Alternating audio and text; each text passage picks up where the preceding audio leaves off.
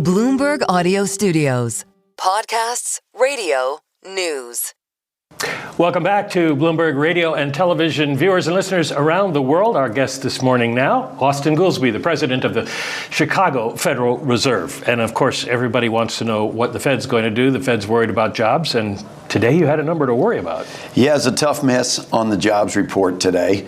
You never want to over-index on 1 month's report, and I've been consistently saying, let's not index on total payroll employment anyway, because a lot of stuff is going on with immigration, with population growth. That said, you saw the unemployment rate inching up, and it's 1 month. It's not a trend, but it's not a good month. If you got several months like that, that'd be a concerning spot for the labor market. Well, what's your feeling about what the Open Market Committee is going to do? I know you've been waiting to see data. Chris Waller has been saying he's still in favor of cutting, as is Stephen Myron. Where do you come down now? Well, as you know, and I appreciate you asked it that way, I'm not allowed to speak for the committee or for anybody else, just myself. I've been saying for some months that we've had relative steadiness in the job market, in my view. The strongest thing in the economy is not AI data center investment, has been consumer spending being solid in a kind of a broad-based way in the economy. But the inflation hasn't been ideal. It's at least stalled out at kind of 3%, and some of the latest measures, the inflation disturbingly high in non-tariff categories like services. I think we're still basically in that same spot. I remain hopeful / expecting that conditions will improve, that we'll start to see some progress on inflation, head us back to 2%, and by the end of this year, that we would be in a situation that we could commence our march back down to something like the settling point, which is below where we are today. But each time we add an uncertainty, I think the job market characterized by low hiring simultaneously with low layoffs is a weird combination. And when I talk to business people out in the Midwest, they characterize it because of the uncertainty. So as we get more uncertainties, I kind of think the time at which it makes sense to act keeps getting pushed back. I always say the first rule of the data dogs is to recognize there's a time for sniffing and there's a time for walking. And when there's uncertainty and you're getting conflicting data points, that's the time for sniffing. I'm sure everyone out there is very glad to hear you bring back the data dogs. It's been a while since we've heard that. Speaking of data dogs, one dog that is barking very loudly right now is oil prices, but the Fed tends to look through that. Yes. I mean, as with any supply side shock, it can lead you in a stagflationary direction, which is to say the inflation side of the mandate getting worse at the same time the employment side of the mandate is getting worse. And that's always the worst case scenario for the central bank, because there's not an obvious monetary policy answer to a stagflationary shock.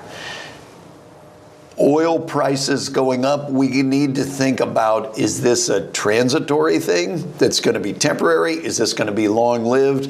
How big will it be? How long will it last? And how is it affecting the supply chain before we can really say anything about it? I would assume that you would assume that March 18th is not going to see any kind of rate move because there's still too much uncertainty. Do you think you would have enough data by April to even make a decision one way or another? You know that I don't like, and you assume that I assume. I don't know. What would a data dog do? You know, I don't like tying our hands ahead of the meetings. I want to hear what my colleagues have to say. I want to get as much information as possible, especially at moments like this where we're getting conflicting pieces of information. But you've been there. It's the biggest table that I've ever seen in my life in that FOMC room. So there's plenty of room for everything to be on the table at at every meeting. So I'm not going to rule anything out. We are, from the data that we already have, and other Fed officials have said this, expecting a bad PCE number. Are you still thinking of that PCE inflation as residual tariff as opposed to an underlying fundamental problem with inflation? Maybe a little of both. I mean, that's why I've been uncertain and highlighting the inflation numbers. There's been some encouraging signs in inflation. Housing inflation has come down a lot and is likely to continue to come down.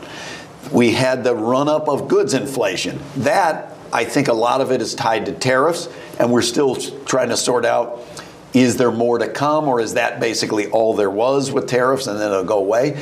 But there's also been a kind of a disturbing persistence of services inflation, which I don't think you can attribute to tariffs because the tariff content of the services industry is not very high. So we'll have to see what the PCE number says.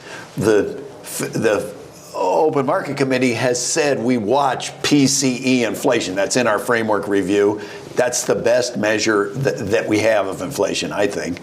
And if it comes in hot and it's just goods, I would be more comfortable saying that looks more like a tariff-driven thing, and that's the optimist case, maybe, that it would prove transitory.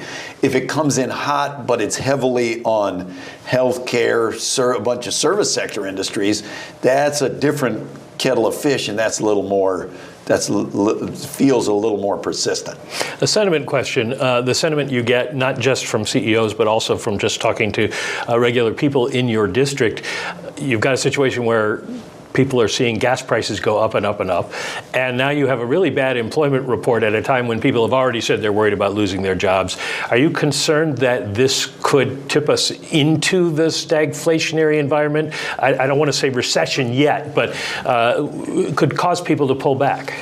It might cause people to pull back. The last 5 to 8 years, however, there's been a breaking of the link between consumer sentiment and actual consumer spending. For some reasons we understand and some reasons we don't understand. So if you saw deterioration of consumer sentiment as, say, gas prices go up, which historically when gas prices go up, consumer sentiment goes down. If that did not translate into a slowing of consumer spending, I would be much less nervous. As I've highlighted, in 2025, the strongest thing that we have going for us was not AI data center investment. Yeah, that was great, but the main thing driving growth was a strong, stable consumer, broad-based spending, which drove growth in the country. And that still continues until it doesn't. So if sentiment deteriorated, and there's a lot of concern as I'm going around the Midwest and the Chicago Fed District, a lot of expression of concern about affordability, about costs on both the business side and the consumer side. If people begin to be nervous about their employment, historically that tends to show up as they're trying to build a little precautionary buffer. So the savings rate would start to rise. That'd be a thing to watch out for. Let's end on a little bit of a positive note here. Productivity down from the third quarter, but still 2.8% for the fourth quarter. That's got to be something that makes you feel a little bit better. All of our inner economists are getting a little bit of a warm glow. Productivity growth is what makes us rich. Incomes can go up. Wages can grow faster without inflation if productivity growth is going to remain high like this. So I don't think that the adoption of AI has been big enough to explain that number completely. So I think there actually might be even some more running room to go with the productivity. Austan Goolsbee, thank you very much. We'll have you back and have a Name the Data Dogs contest or something like that. President of the Chicago Fed.